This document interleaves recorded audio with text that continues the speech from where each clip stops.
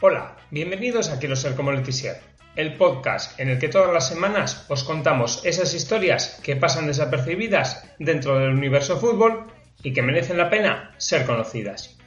Hoy quiero empezar dándoos las gracias a todos los que durante esta semana habéis gastado parte de vuestro valioso tiempo en escuchar el anterior episodio y en mostrarme vuestro apoyo. La verdad es que a veces uno se siente un poco abrumado con algunas muestras de afecto de amigos que hemos ido encontrando en el camino. No quiero parecer pesado, pero de verdad, esta cuarta temporada que os suscribáis al podcast, en vuestro agregador favorito, claro, va a ser muy importante. Desde ya os doy las gracias por hacerlo y espero estar a la altura de vuestras expectativas. Sin más preámbulos, empezamos. ¿Quieres ser como Letizier? Red, white, black and blue. Red, white, black and blue. Red, white, black and blue. Red, white, black and blue.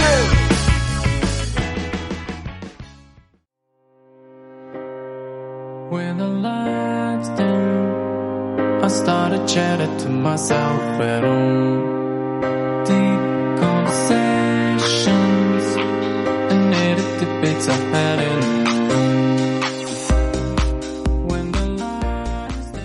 Hubo un tiempo en el que los técnicos británicos estuvieron de moda, muy de moda, e incluso en el fútbol español.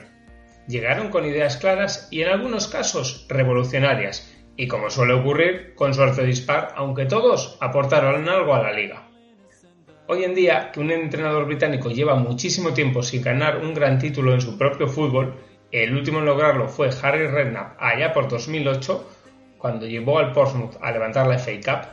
Parece mentira que fuesen capaces de exportar a sus propios técnicos más allá de sus fronteras, sobre todo teniendo en cuenta el tan cacareado estilo británico de fútbol, tan alejado de un fútbol como el español.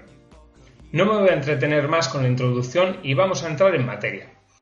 El primer técnico del que os quiero hablar es Terry Venables, quien estuvo al frente del FC Barcelona entre 1984 y 1987. Nacido en Dagenham el 6 de enero de 1943, coincidimos en la fecha, no en el año, llegó a Barcelona después de terminar quinto en la First Division con el QPR. Y lo cierto es que llegó en un momento complicado, por decirlo de alguna manera. Los culés habían terminado terceros la liga anterior y sin apenas tener opciones reales de pelear por el título, y además habían perdido la final de la Copa del Rey frente al Athletic de Bilbao. Para colmo de males, su mejor futbolista se quería marchar, e incluso el representante del Pelusa, de Diego Armando Maradona, Jorge Zitterspieler, ya había anunciado que Maradona era jugador del Nápoles. Maradona no era feliz en la ciudad condal, y encima había recibido una sanción de 3 meses después de los tristísimos incidentes de la final de Copa, en la que se produjo una auténtica batalla campal. El divorcio era total, y José Luis Núñez, presidente de la entidad blaugrana en aquel tiempo, había despreciado públicamente la vida privada del argentino, que a menudo incluía fiestas hasta bien entrada la madrugada. Incluso el Barça tenía ya cerrado el sustituto para el 10, el mexicano Hugo Sánchez. Pero en estas, Venables tenía otros planes. El inglés prefería a Steve Archibald, por su facilidad para marcar goles en momentos clave que daban la victoria a sus equipos. El técnico consiguió que Núñez le diese plenos poderes por escrito para llevar a cabo el fichaje del escocés, aunque la situación llegó a ser rocambolesca. Según parece, tanto Archibald como Hugo Sánchez se encontraban negociando con el Barça al mismo tiempo e incluso en el mismo lugar, un hotel del centro de Barcelona, separado solo por un par de pisos. Curioso, ¿verdad?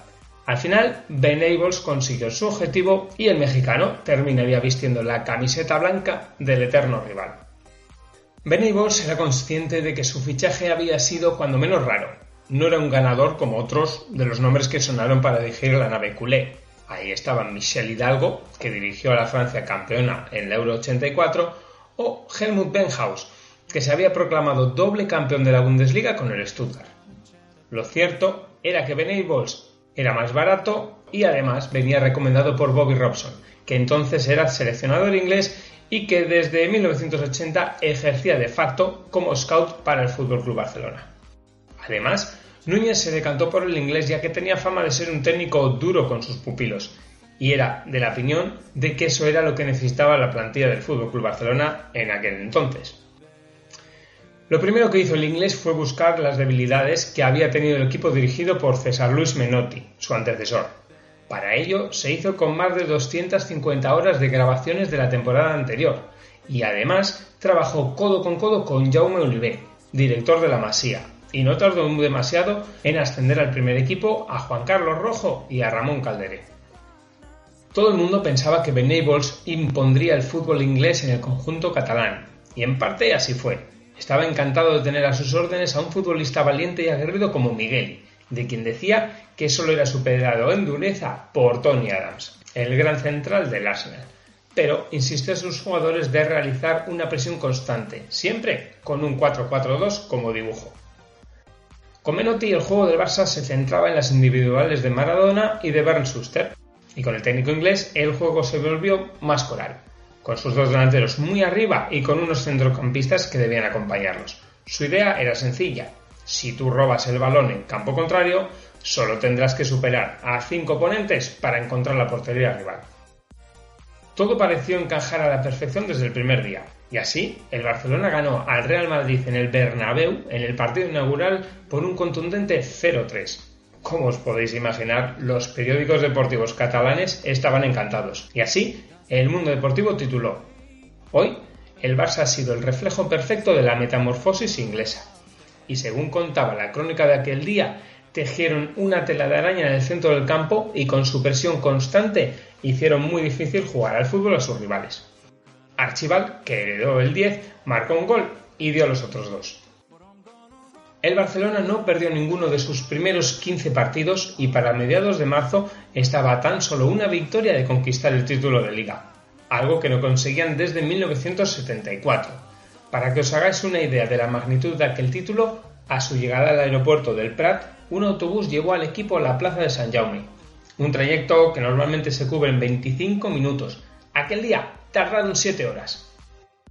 La temporada siguiente comenzó de manera bien distinta en Can Barça, si bien se entendía que el objetivo principal era la conquista de la primera Copa de Europa.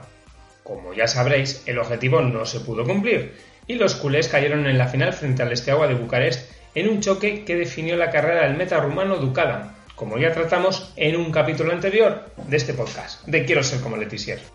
A pesar de caer en la tanda de penaltis, tanto en la final de la Copa de Europa como en la de la Copa del Rey, Venables pudo negociar una mejora de su contrato y además consiguió el fichaje del Pichichi del Mundial de México 86, Gary Lineker, además del galés Mark Hughes procedente del Manchester United.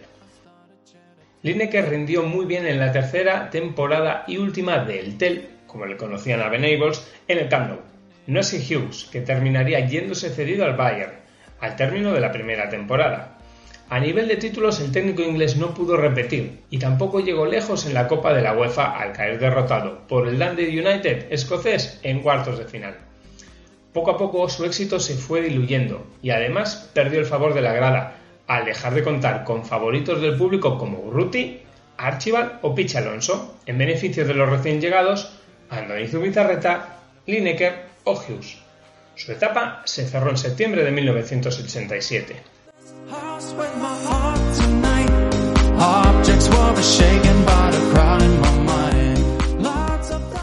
Nuestro siguiente protagonista es Howard Kendall, quien dirigió al Athletic de Bilbao entre 1987 y 1989. En principio, su llegada al fútbol español estaba prevista para el verano de 1986, cuando ya tenía firmado un precontrato con el FC Barcelona. Pero la decisión, como hemos visto hace un ratito, de Venables de continuar en Can Barça hizo que Kendall llegara a la Liga 12 meses después, aunque no a Barcelona, sino a Bilbao. Howard Kendall, que falleció en octubre de 2015, llegó al fútbol español con un cartel espectacular, ya que entre 1981 y 1987 conquistó con el Everton 2 ligas, una FA Cup, una Charity Shield y una Recopa de Europa.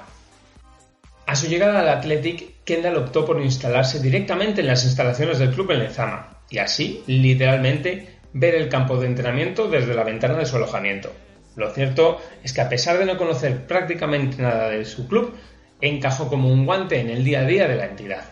Supongo que conocería la política de los Leones de jugar solo con futbolistas vascos o formados en el País Vasco.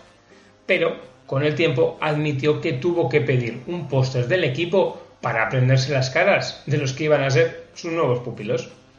Kendall quedó prendado de la gastronomía vasca y era habitual verle con el exfutbolista Jesús Rentería, que ejercía como conserje en Lezama, y su familia. Además, quedó prendado del mus, un juego de cartas muy popular en el País Vasco. Otra muestra más de lo bien que encajó el técnico de Reitor era que el club era como una familia, y se sorprendió de que los aficionados le expresasen sus opiniones al término de los entrenamientos. A estas alturas, muchos os preguntaréis cómo le fue a Kendall en lo deportivo.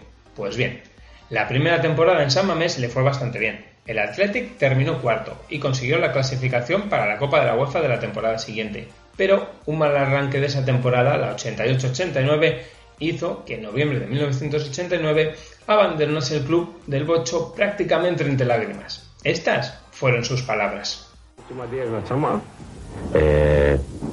entrenador de Athletic, el mejor club en el mundo. Si yo voy para Inglaterra o posible para otro club, es abajo. Este club es el mejor.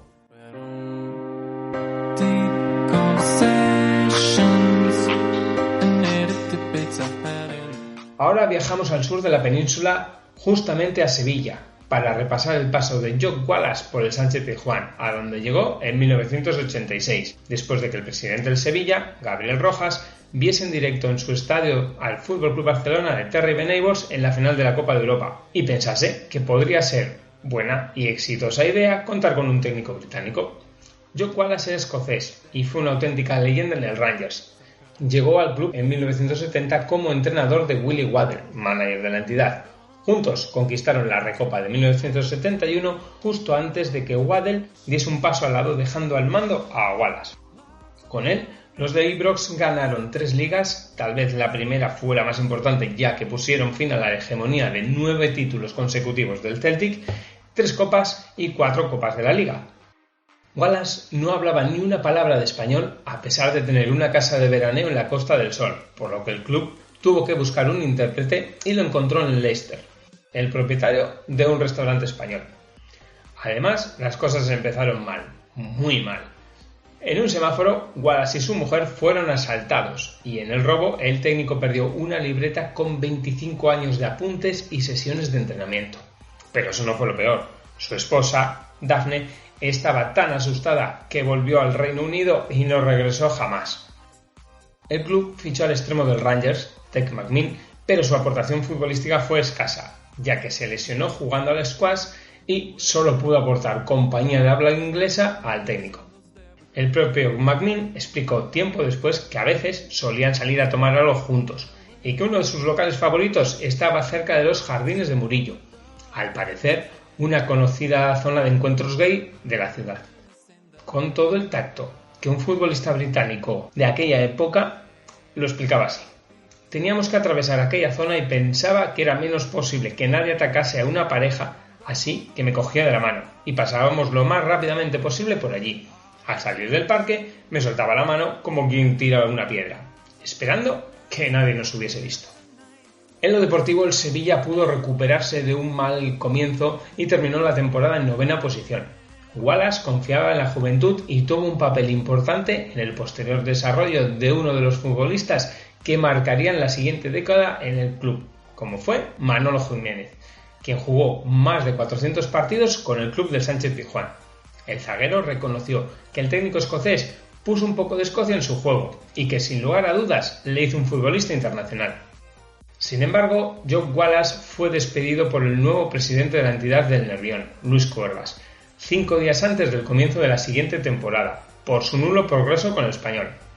Al menos, esa fue la versión oficial, aunque al parecer el motivo real fue un encontronazo durante la pretemporada con Francisco, uno de los pesos pesados del vestuario.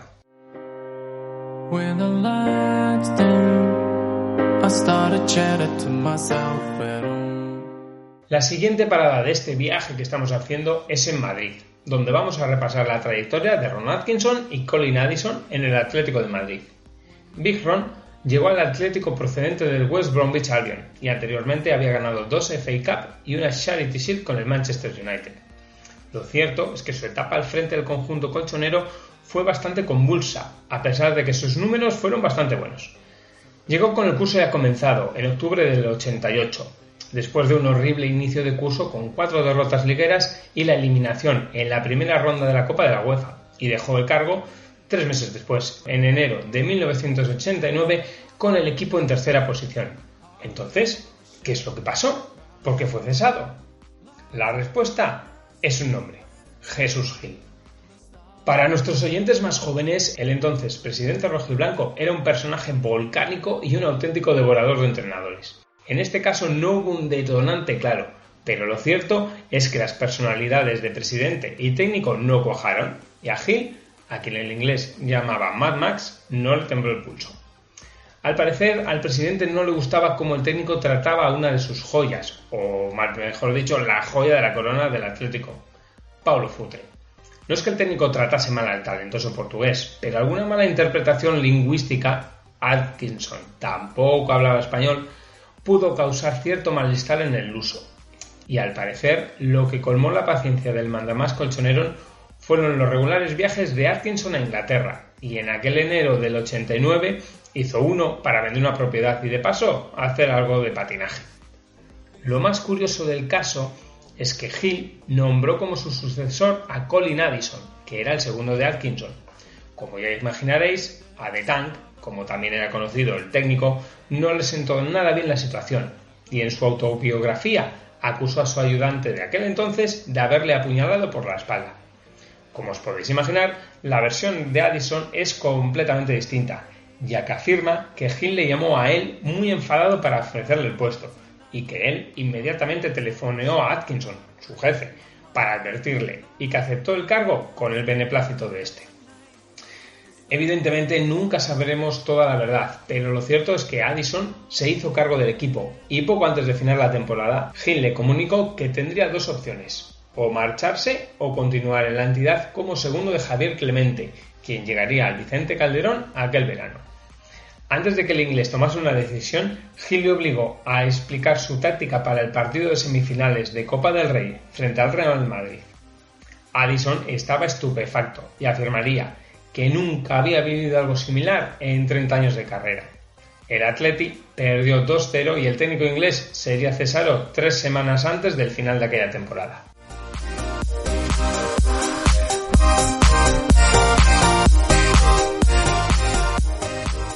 El último nombre de esta lista es John Benjamin Toshack. De JB ya comentamos parte de su peculiar carácter y su aún más característica forma de expresarse en el capítulo dedicado a la Quinta del Buitre. Así que hoy vamos a centrarnos en otros aspectos de su paso por el fútbol español. Toshack llegó a la Real Sociedad en 1985 y permaneció al frente del equipo Churiurdin hasta 1989.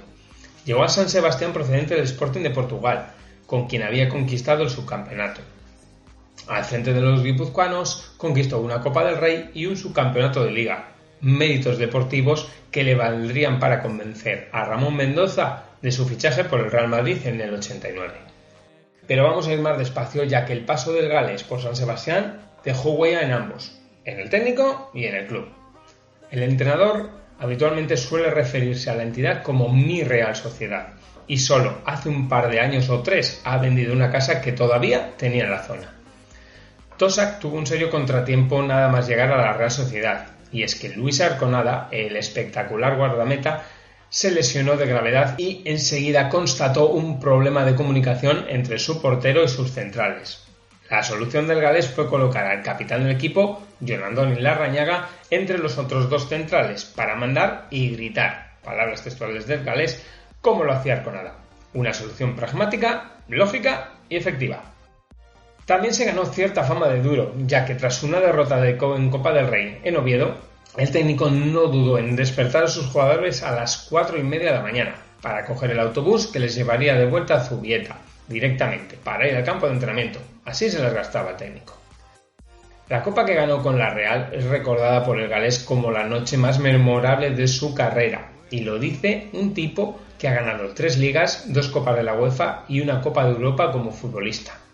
Una esplendorosa Arconada guió a su equipo en la tanda de penaltis ante el Atlético de Madrid en la final. Así sonó el penalti decisivo en televisión. Tiene que lograr el Atlético marcar en los 2 lanzamientos que le quedan y que no marque la Real en el último. Allá va Quique.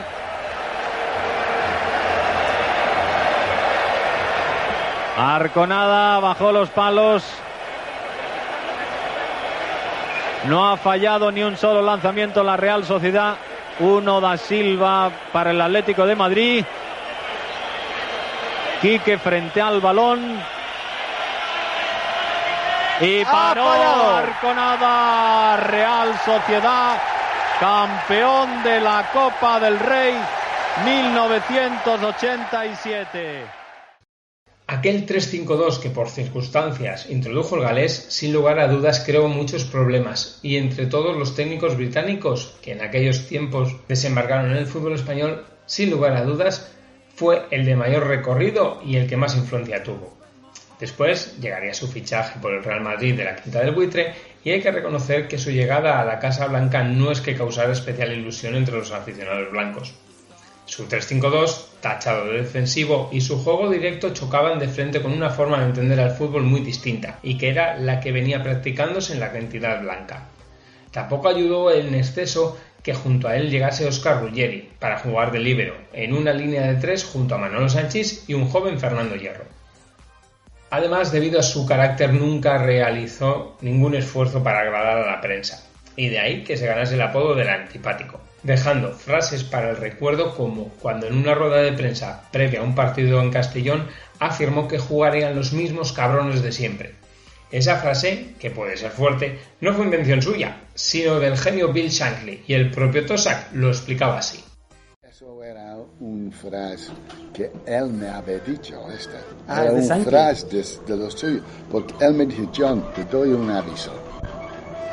No piensas en elegir el equipo para el siguiente partido un sábado a la noche, después de perder, porque te vas a dejar todos fuera. Y dice, y luego el domingo, bueno, estos dos no estuvo mal. Luego lunes, y te vas a llegar a miércoles, y lo dices, antes de preparar el equipo jueves, y dices, pues, lo voy a jugar con el mismo cabrón de semana pasada. Sea como fuere, con el galés en el banquillo, el Real Madrid fue una auténtica máquina de marcar goles y de batir récords en la materia. 107 goles en una liga. Hugo Sánchez igualando la marca de Telmo Zarra de 38 goles en una sola temporada. Aquel Real Madrid permaneció imbatido desde noviembre hasta el final de temporada y conquistó su 5ª liga consecutiva 5 semanas antes de la finalización de la misma. Después llegarían los problemas, como comentamos en su día, al intentar deshacerse de la Quinta del Buitre, y cuando los resultados no acompañaron, como casi siempre, el eslabón más débil resulta ser el mismo, el entrenador. Tras una derrota en noviembre de 1990, 2-1 en Valencia, Toshack fue cesado. El galés regresaría a la Real entre 1991 y 1994 y también dirigió al Deportivo de La Coruña e incluso brevemente al Real Murcia. Y para que veáis que en el mundo del fútbol nunca se puede decir aquello de que de este agua no beberé, regresó en 1999 al Real Madrid, presidido entonces por Fernando Sanz, quien quería imponer mayor disciplina. Aquel fue un regreso más que curioso, ya que Sanchís, de quien Toshack llegó a decir que era la peor persona que había conocido, aún estaba en la plantilla. Para deleite de muchos, una pena que entonces no existiese Twitter, ya que los memes habrían sido antológicos y fabulosos, Toshack dejó una última frase para el recuerdo. El galés criticó públicamente a Albano Bizarri y el presidente Sanz le instó a que se disculpara públicamente. Toshack dio el titular del año: es más fácil ver un cerdo volando sobre el Bernabéu a que yo rectifique.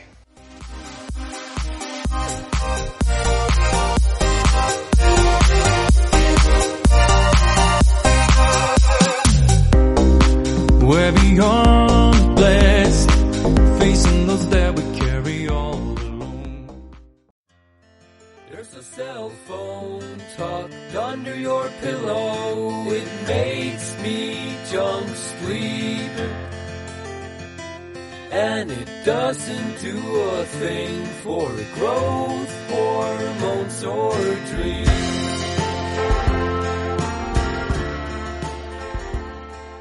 Toca poner punto y final, como siempre, con la de cerrar. La melodía del Weapons de Dark Rocks nos sirve para desear que os haya gustado el recorrido que hemos hecho por los entrenadores ingleses que pasaron por el fútbol español hace unas décadas y por la profunda huella que dejaron algunos de ellos.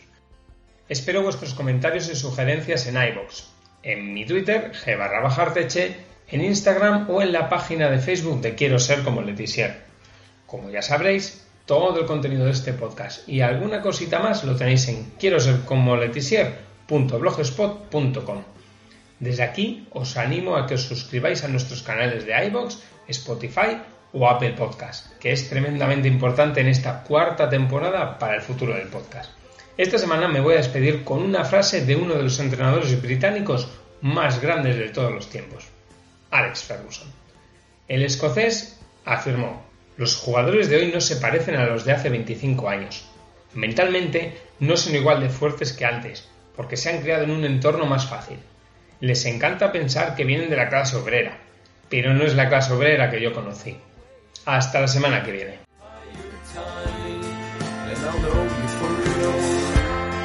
And then late at night, when it's drunk dial time, I'll tell you how I feel. Was that a go?